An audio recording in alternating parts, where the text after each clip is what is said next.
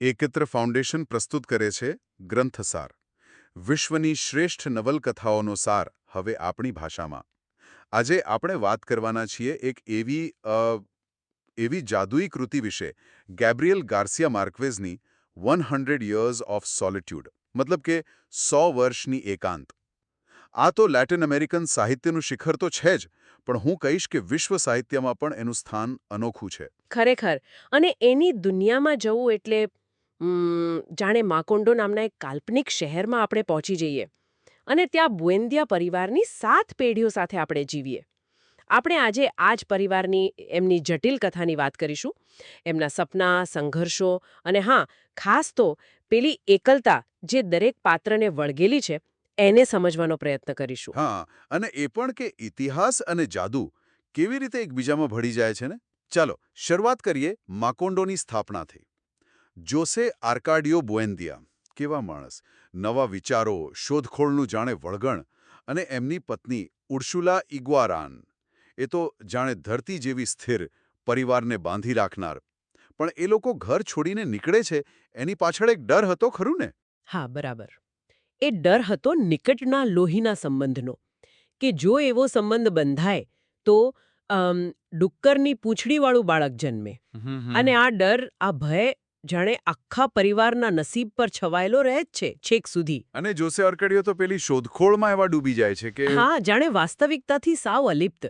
જ્યારે ઉર્સુલા જુઓ, એ 100 વર્ષથી પણ વધુ જીવે છે, પરિવારના દરેક ઉતાર ચઢાવની સાક્ષી બને છે, એ તો જાણે પરિવારની જીવતી જાગતી યાદદાશ્ત. અને પેલું નામોનું પુનરાવર્તન, જોસે આર્કાડિયો, ઓરેલિયાનો, પાછા જોસે આર્કાડિયો, પાછો ઓરેલિયાનો.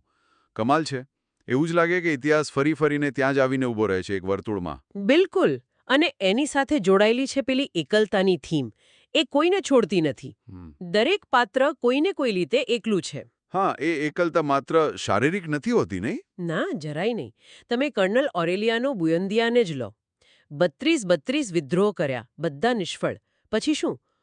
પોતાના ઓરડામાં ભરાઈને બસ સોનાની નાની નાની માછલીઓ બનાવ્યા કરે.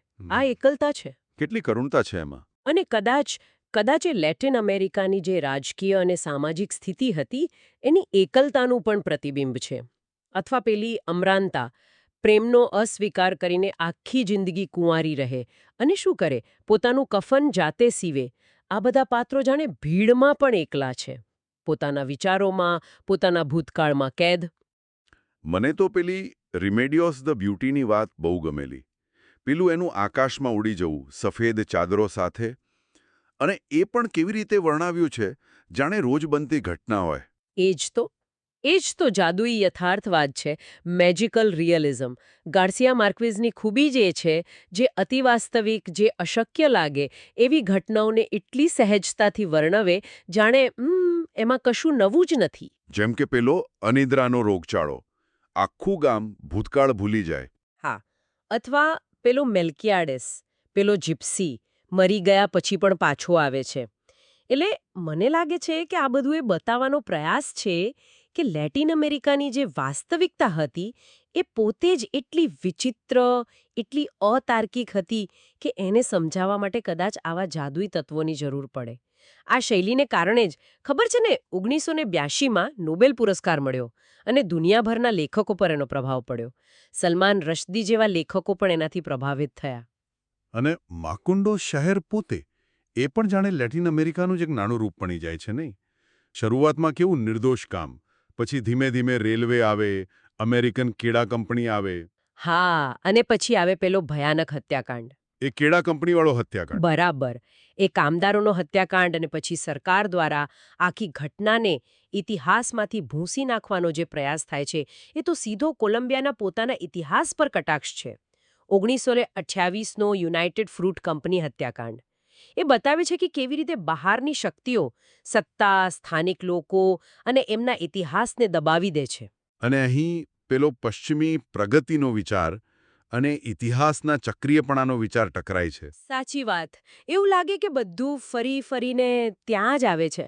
કોઈ સાચી પ્રગતિ થતી જ નથી. અને આ બધો ઇતિહાસ, આ બધા લોકોની કહાણી જાણે પહેલેથી જ લખાઈ ગઈ હતી, પેલી મેલ્કિયાડેસની હસ્તપ્રતોમાં. હા, એ સંસ્કૃત જેવી અજાણી ભાષામાં લખાયેલી હસ્તપ્રતો. અને અંત જુઓ નવલકથાનો. પરિવારનો છેલ્લો વંશજ ઓરેલિયાનો જ્યારે એ હસ્તપ્રતો ઉકેલે છે, વાંચે છે. ત્યારે એને ખબર પડે છે કે આ તો એના જ પરિવારનો 100 વર્ષનો ઇતિહાસ છે, એના પોતાના સહિત. બરાબર. શબ્દે શબ્દે. અને જે ક્ષણે, જે ઘડીએ એ છેલ્લું વાક્ય વાંચે છે. તે જ ક્ષણે માકોંડો પર એક ભયંકર વાવાઝોડું ત્રાટકે છે અને બધું નષ્ટ થઈ જાય છે, હંમેશા માટે. જાણે કે એ ભવિષ્યવાણી હતી અને એ પૂરી થઈ. 100 વર્ષની એકલતા માટે શાપિત જાતિઓને પૃથ્વી પર બીજી તક મળતી જ નથી. કેટલી ભયાવહ અને છતાં કેવી કાવ્યાત્મક વાત. આ જ આ નવલકથાની ખરી તાકાત છે. એક પરિવારની વાત કહેતા કહેતા એ માનવ અસ્તિત્વના કેટલા બધા પાસાને સ્પર્શે છે. પ્રેમ, યુદ્ધ, યાદ, ભૂલવું, ઇતિહાસ અને સૌથી ઉપર પેલી સનાતન એકલતા. એ લેટિન અમેરિકાની કહાણી પણ છે અને આખી માનવજાતનું દર્પણ પણ. ખરેખર 100 વર્ષની એકાંત એ ફક્ત વાંચવાની નહીં પણ અનુભવવાની કૃતિ છે. પરિવાર, ઇતિહાસ, દંતકથા અને એકલતા બધાનું અનોખું મિશ્રણ. અને કદાચ આપણે શ્રોતાઓ માટે એક વિચાર મૂકી શકીએ કે નવલકથામાં જે ઇતિહાસનું ચક્ર બતાવ્યું છે, જ્યાં ભૂલો અને ઘટનાઓ વારંવાર બને છે અને છેવટે નિયતિ જીતી જાય છે. હા. શું આ વિચાર આપણને આજના વિશ્વના પડકારોમાં કે આપણા પોતાના જીવનના અનુભવોમાં ક્યાંય દેખાય છે? સારો પ્રશ્ન છે. શું આપણે ખરેખર ઇતિહાસમાંથી કશું શીખીએ છીએ કે પછી એ જ વર્તુળમાં ફર્યા કરીએ છીએ? વિચારવા જેવી વાત છે.